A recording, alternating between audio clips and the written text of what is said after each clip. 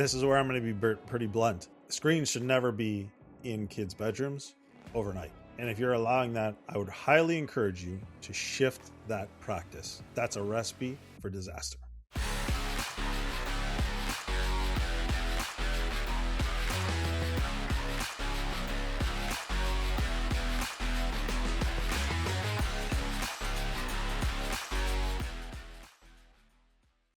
What if the biggest impact of screens on your child isn't what they're watching, but what they're missing?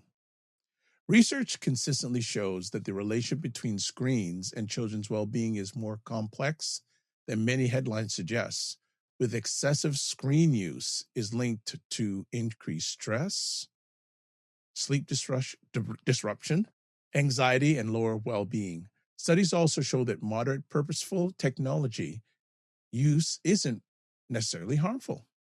The strongest predictor of healthy outcomes isn't screen time alone, it's what screens are replacing and how they're being used. For dads, this is great news. It means the goal isn't perfection or panic. The goal is helping kids build healthy habits and keeping connection at the center. So, you are watching Dad Central, a parenting podcast to build confidence in fatherhood. Our show is sponsored by Dove Men Plus Care because Dove Men Plus Care believes that care is the best of a man, because when men show care for themselves and others, there is a positive impact. And we always want you to send in your questions. We'd like to answer them during the show. So send your questions to the email address podcast@dadcentral.ca. And also, if you subscribe to the show, love you. If you haven't subscribed to the show, we still love you, but we would love you more if you subscribe to the show. So wherever you're watching or listening to this, subscribe. Drew, I know this is one of your fun subjects. Screen, stress, and kids. What dads need to know without panic. What are your thoughts before we get into it? Yeah, it's a tough one. And I think we're taking an interesting approach in this conversation. But I think it's a really good one. And it doesn't mean it's going to be easy. Doesn't mean that, everything that somebody hears they'll necessarily be able to apply. But I already know, based on our notes and what we're going to talk about, that I think there's a great approach that this conversation is going to bring forward, and things that I've learned that I think, that's healthy, and I've demonstrated at times, but sometimes I recognize there's an internal reaction as opposed to more effective response. So, and we'll get into that through the conversation. So, yeah, it's good to talk about these things because it's all around. It's affecting us all, and they're not going away. So we need to have strategies on how to navigate the reality while remaining connected and in a healthy relationship. And that, to me, is ultimately the goal. So if you're new to the show or new to the podcast, our goal is to have real conversations that are on the challenges or the needs that we as parents have, especially dads, and to give you something very practical and tangible that you can take, listen to the podcast, and you can go apply it immediately, and it improves your fatherhood or helps you reach your goals. So thanks for being here, and we hope you get some value. Yeah, this is jam-packed because there's a lot of stuff we're going to cover in a short amount of time. So I suggest you may want to watch this or listen to this a few times. So what we're going to cover today is, why are we so bothered about screens? Also, what research actually says. Then, what kids need more than screen limits, practical strategies for dads. And then finally, we're going to give the goal isn't less screen time, it's more life. So Drew, let's kick it off with segment one. Segment one, all about why are we so worried about screens? Well, I think screens are everywhere. I think we see and hear some of the decisions being made around limiting things like social media and bans on social media, which I fully support and wholeheartedly agree with. Decisions of school boards to limit screens in grade 8 or lower. Again, I fully support and celebrate that those decisions are being made. But they're also woven into the daily life of friendships, entertainment, learning, and there are some fear-based messages that I don't know if they oversimplify. I think what they do is they bring light to the fact that there's real dangers, and we have to be mindful of these, but we also don't need to be overreactive. We need to be thoughtful and intentional. And I think that's where we go. So why is there's a lot of fear and there's a lot of um, issues that can be exacerbated by using a tool in ways that are it's never meant to, or ways that are just potentially destructive. So if you're a listener, we got a couple questions for you to reflect on. You know, and the questions are, what is concerning you the most about screens in your child's life? Are you experiencing things where there's too much gaming happening? Your concerns about social media and its impact? Does that relate to bullying? Does it relate to other mental health concerns? Or are you really concerned about there's no family connection as a result of screens? You're trying to get through to your child and they're always with a face in a screen. Those are very legitimate concerns. So just think about it. What's your greatest concern when it comes to screens? And the message we want to leave you with is that screens, like any valuable tool, you could say they aren't inherently good or bad. The impact really depends on how, why, and how much they're being used. And that's where I think we want to go next. Okay, let's jump to our next segment. What research actually says. Yeah, Ed, let's go back and forth. Why don't you start? Sure. So, areas of concern. First of all, sleep.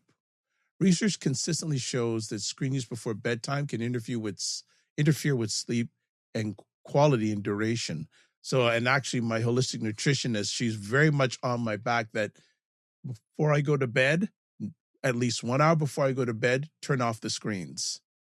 No screen access an hour before you go to sleep. Absolutely. So that's something I practice. And then take a look at your own child. Are they getting enough sleep?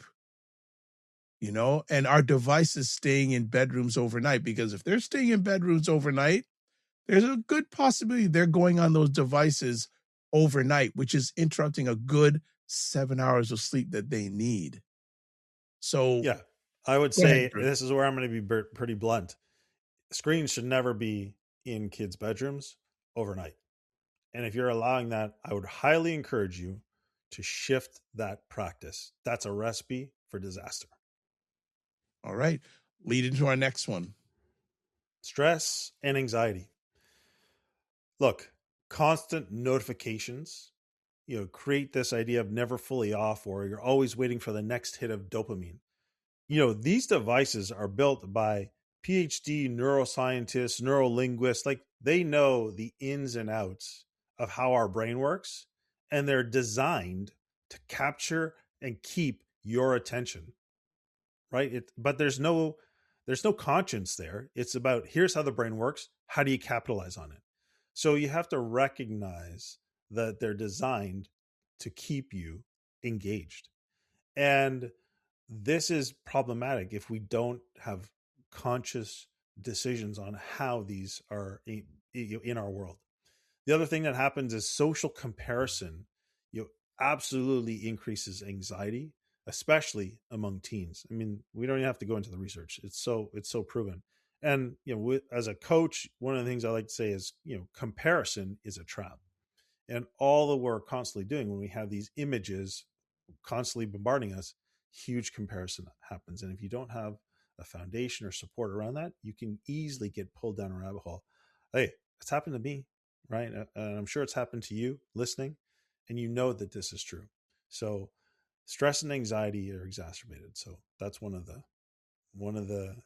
what the research says. Yeah, I'll end it off here with attention and emotional regulation. Fast paced digital stimulation can make boredom feel uncomfortable, let alone with adults. But a lot of kids, if they don't, they want things yesterday. And if it doesn't happen yesterday, they get bored. Everything has to be quick, quick, quick. What? They're not many young people because of technology need things now. If it isn't now, they get bored or they feel it's not the worth. Kids need opportunities to practice patience, creativity, and self regulation. So it's really important. The attention and self regulation, emotional self regulation, when we're talking about this subject, is critical. Yeah, Ed, I was talking with the teachers at my son's school, and they have to redesign how they lesson plan around the fact that kids cannot sit still for very long anymore, right? And I'm not necessarily saying adapting your lesson planning to, to keep people engaged is a bad thing, but the fact that kids can't sit still anymore because they're constantly used to this dopamine induction with these screens, instant immediate gratification. And I think sometimes, you know us as parents are the problem. It's like they say they want something, and what do? We drop everything and we just give them what they want, instead of having boredom, discomfort, patience be a part of how we parent, especially around this sort of screen thing.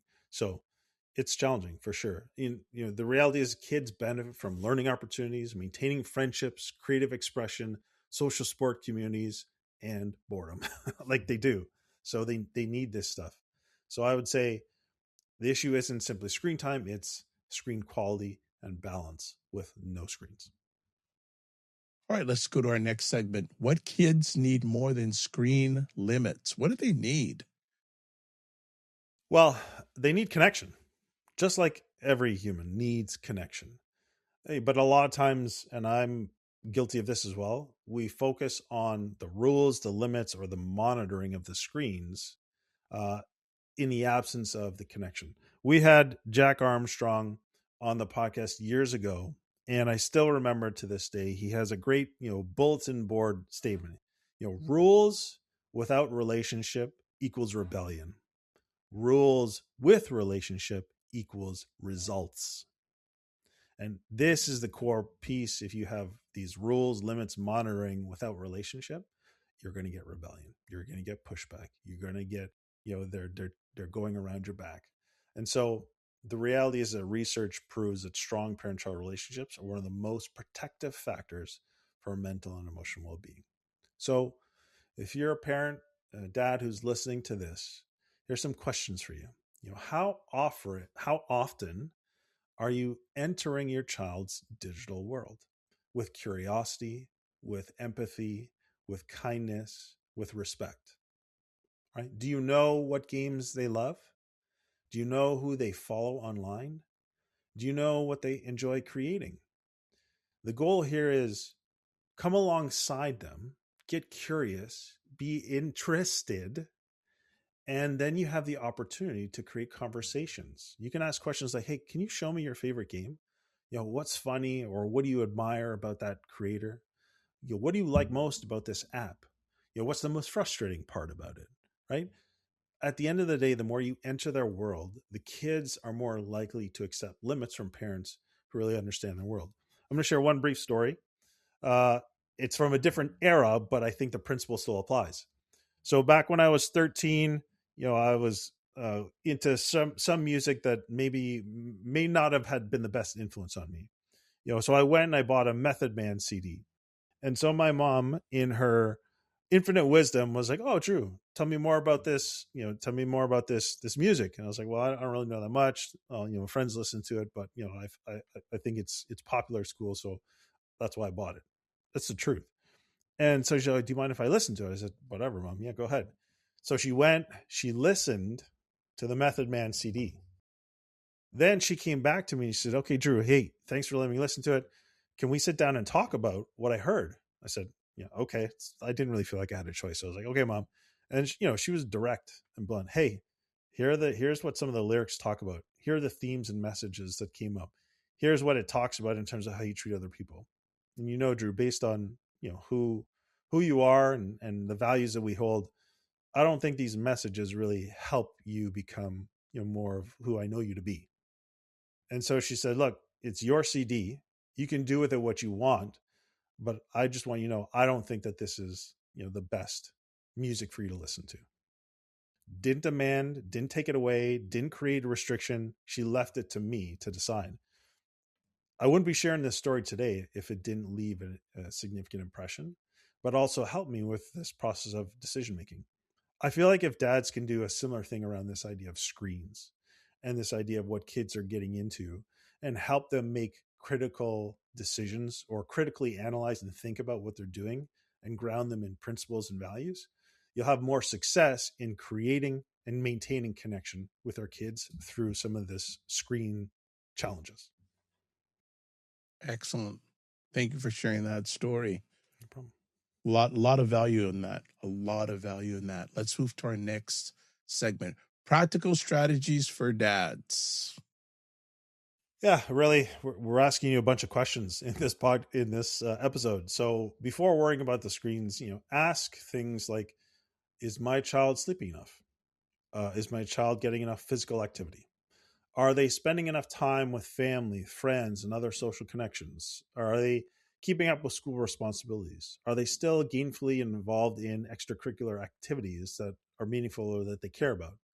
If a lot of these important areas of their life are healthy, then screen use, if they do deeply get engaged screens, may be less concerning. Now, of course, the caveat to this is, well, depending on their age, right? I think, and the research would be clear, that young children definitely do not need screens and should not be on screens for any length of period of time.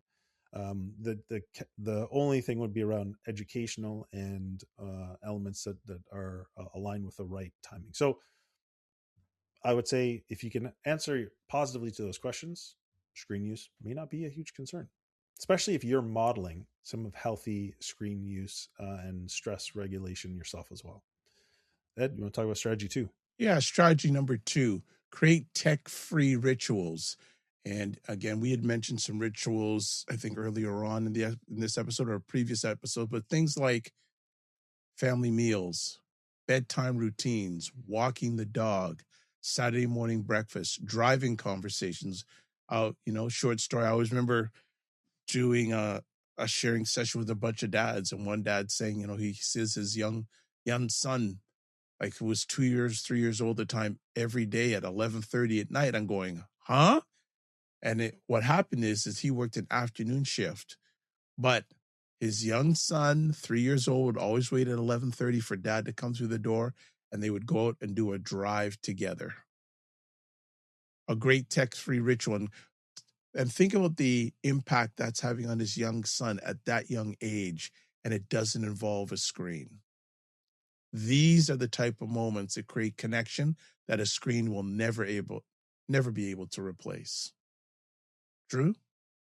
Yeah. Strategy number three is model what you want. The reality is, kids notice. Are we sitting at dinner, checking our email, sneaking it under the table so that they don't see it? They know what's going on. Are you constantly having your screen in your face while they're trying to talk to you?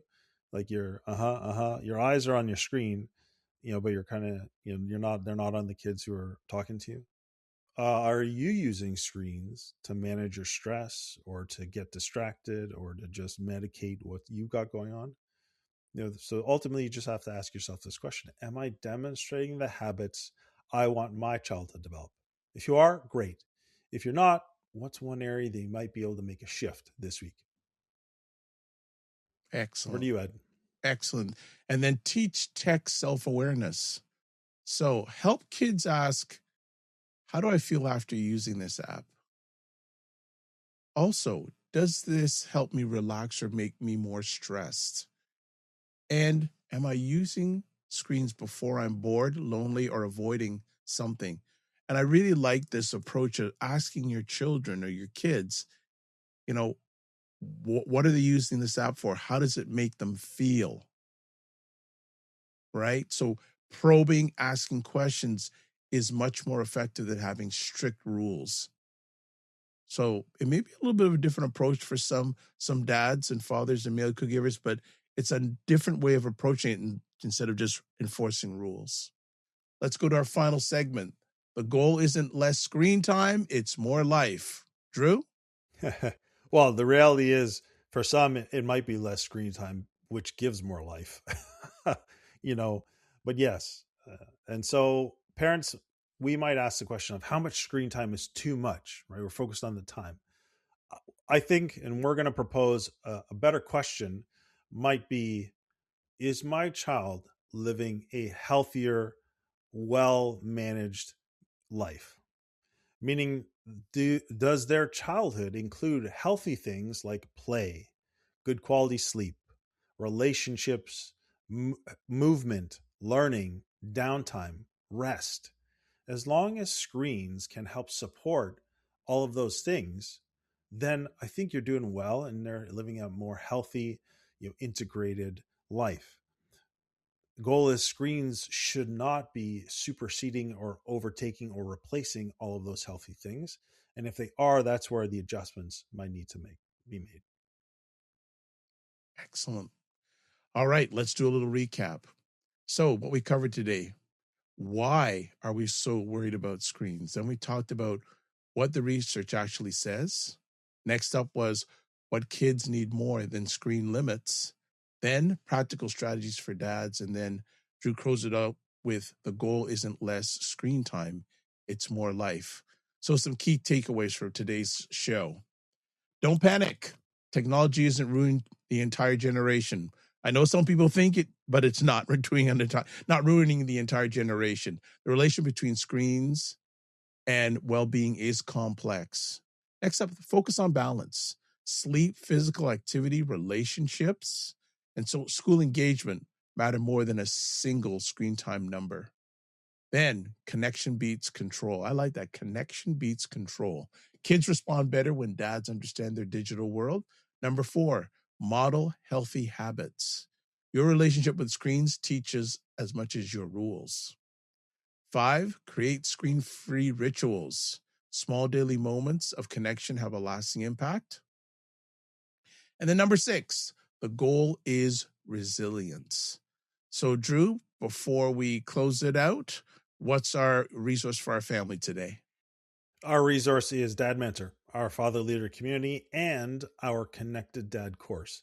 And the reason I say that is because a lot of navigating screens and stress and the impacts on our kids is managing ourselves and having support, having other dads around you who get it, who can empathize with your frustrations, but also give you practical things that has worked for them, like you can in our community, is powerful.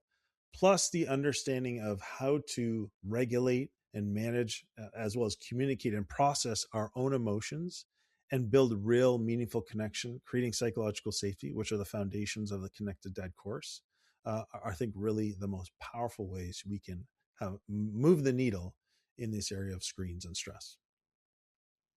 Excellent.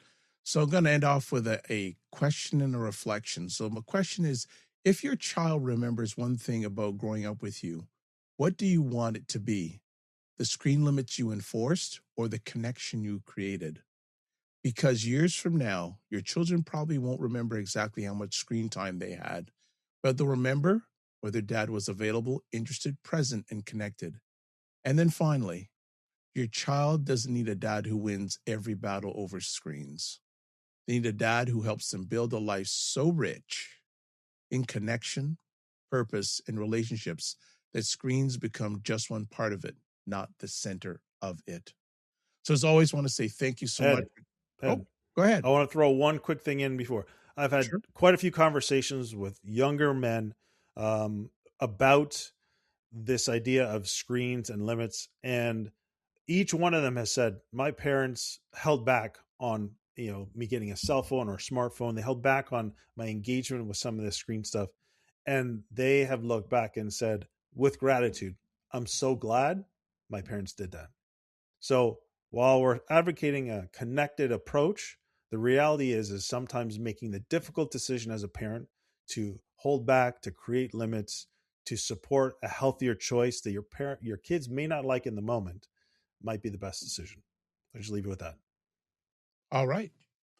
Good closing message from Drew. So, as always, again, thank you for giving the most valuable thing, your time, to hang out with us today. And as always, don't just manage your time, manage your energy. Remember to give yourself grace, and we'll catch you soon. Be well and keep the faith.